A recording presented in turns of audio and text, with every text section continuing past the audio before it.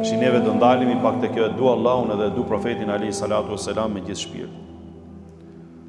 Sepse neve kur themi që e dum Allahun xhaleshanu edhe e dum profetin alayhi salatu wassalam me gjithë shpirt, nuk mundet dikush që don Allahun edhe profetin me gjithë shpirt edhe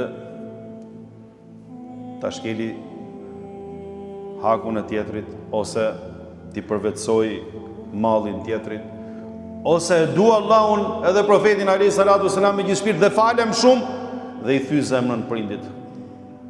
Falem shumë, agjeroj shumë dhe nuk shko me fqinjin. Falem shumë, agjeroj shumë dhe i boj hile ortakut ose i boj hile dikujt që ke punë me te.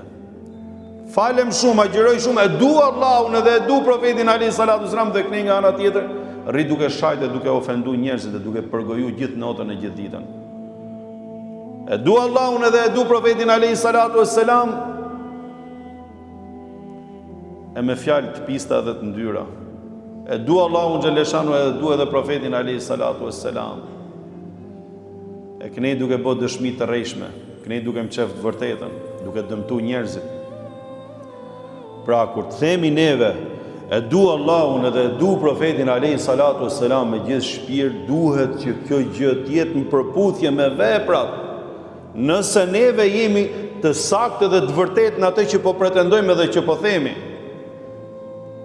që neve t'jetojmë me fjalën e Allahut, t'jetojmë me porositë e Allahut, ta implementojmë Kur'anin edhe dashurinë që kemi për Allahun xhaleshanu, ta rezatojmë në jetën tonë të përditshme. Jemi njerëz të pajshëm edhe të mirë, njerëz që rezatojmë mirësi.